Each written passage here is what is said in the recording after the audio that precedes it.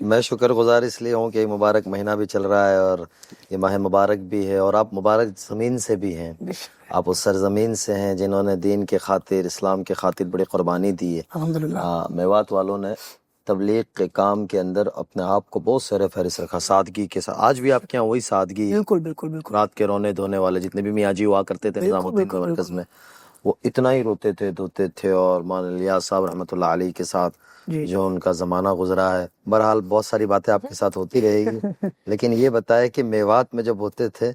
تو ہم وہیں سے شروع کریں، میوات سے ہی۔ تو میوات میں آپ کا جو بچپنا گزرا تو وہاں رمضان کیسے گزرا کرتی تھی؟ رمضان کا جو مہینہ ہوتا ہے نا، وہ ایسا مہینہ ہوتا ہے کہ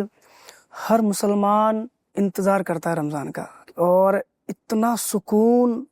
جو رمضان میں جو سکون ملتا ہے، مجھے لگتا ہے کہ کبھی زندگی میں انسان وہ سکون کہیں مل ہی نہیں سکتا ہے، الحمدللہ۔ اور جب بات آئے میوات کی، تو میں بیسیکلی میوات سے ہی ہوں، اور رمضان کے مہینے میں جو رونق چونک جو ہوتی ہے میوات میں، ایسا ماحول میں بہت، ابھی تو میں ممبئی رہتا ہوں لیکن میں ہر جگہ گھوم چکا ہوں، لیکن جو رمضان کے مہینے میں جو میوات میں جو رونق رہتی ہے نا، وہ مجھے کہیں پر ملی ہی نہیں۔ کیا سچ بات تو یہ ہے،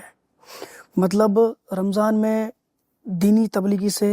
قرآن کی تلاوت، آپ دیکھنا کہ آپ جب ایک اذان سنتے ہو تو ایک اذان کے ساتھ میں آپ وہاں تو آس پاس مسجد ہوتی ہے نا، بہت مسجد ہے تو ماشاءاللہ، 50 اذانوں سے، مطلب 50 مسجدوں سے اذان آ گئی، تو آپ کو ایسا لگتا ہے کہ یار میں کہاں ہوں۔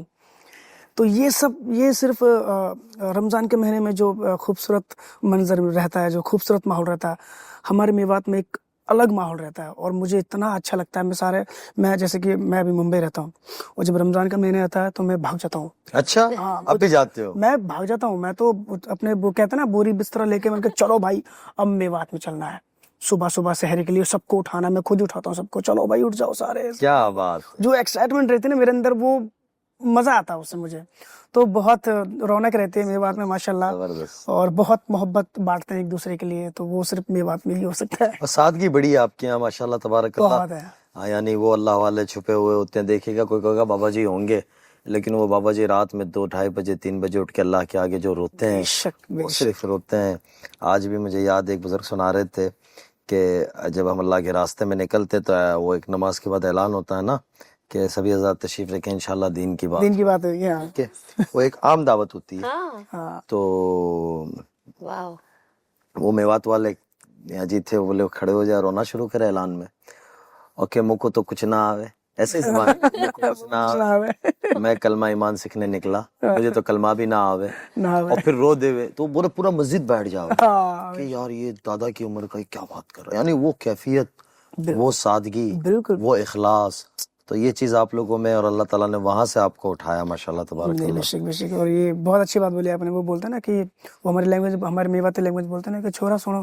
ہاں نماز کے بعد میں تقریر ہوئے گی تو کوئی اپنے گھر مت جاؤ، ہاں سب ہی نہیں رہے ہو، کوئی مت جاؤ، ہاں، تو وہ پھر کہتا اچھا بھائی نہ جا رہا، ہم تو ہی نہیں بیٹھا رہیں گا، تو وہ وہیں بیٹھ جاتا ہے۔ ایسا ہی ہے، مطلب جیسے جماعت ہوئی، جماعت کے بعد نماز ہوتی ہے، نماز کے بعد میں ایسا پھر ہی ہے۔ لوگ جو ہوتا ہے نا، کچھ لوگ اٹھ کے چلے جاتے ہیں، تو وہاں پر ایسا کوئی نہیں جاتا، بیٹھ جاتے ہیں سب لوگ، ایک بار بول دیا کہ بھئی نماز کے بعد میں انشاءاللہ دین کی باتیں ہوں گی تو سب بیٹھ جاتے ہیں، بڑی بات ہے، اور پھر وہاں پر جو بڑی قربانی دی ہے میوات والوں نے، بڑی قربانی، اور بڑے سافٹ ہوتے ہیں، بڑے نرم لوگ ہوتے ہیں، بڑا بھائی چارہ ہوتا ہے ان کے اندر آپس میں۔